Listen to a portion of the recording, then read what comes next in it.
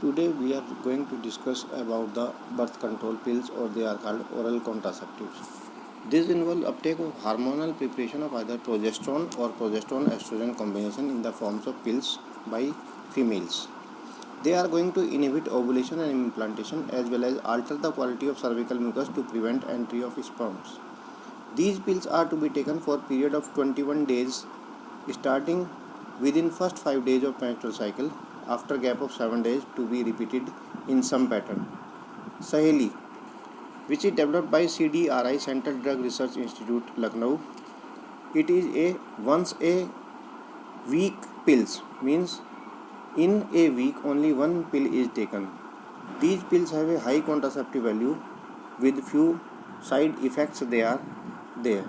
So in the body they are going to produce certain disadvantages. In some women have a hard time remembering to take the pills, and some women experience the side effects of these pills.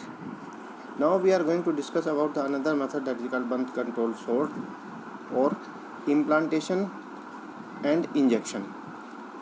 These are based on progesterone estrogen combination, can also be used by females as injection or implants under the skin. Their mode of action is similar to that of pills, but their effective period are much longer. Here we are going to discuss about the progesterone, which is taken in the form of injections. It contains the hormone progestin and are safe for women who have an increased risk for blood clots and heart problem.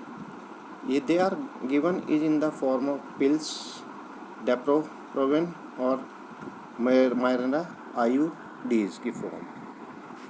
Implant, a thin matchstick size rod made of soft plastic. It is inserted beneath the skin of the arm, and a very small amount of the hormone progestin goes into the bloodstream all the time.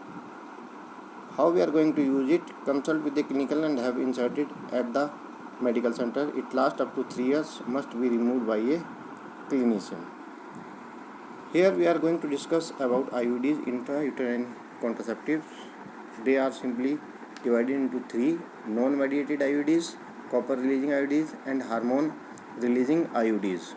Non-mediated IUDs, these increase phagocytosis of sperm within the uterus. For example, lips loops.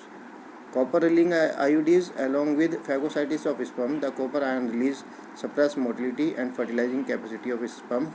For example, CUT, CU7 multiloaded 375.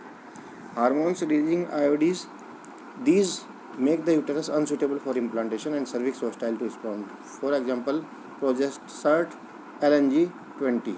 These are the form which is used is in the form of IUDs, whether it is non-mediated IUDs, copper-releasing IUDs, and hormone-releasing IUDs.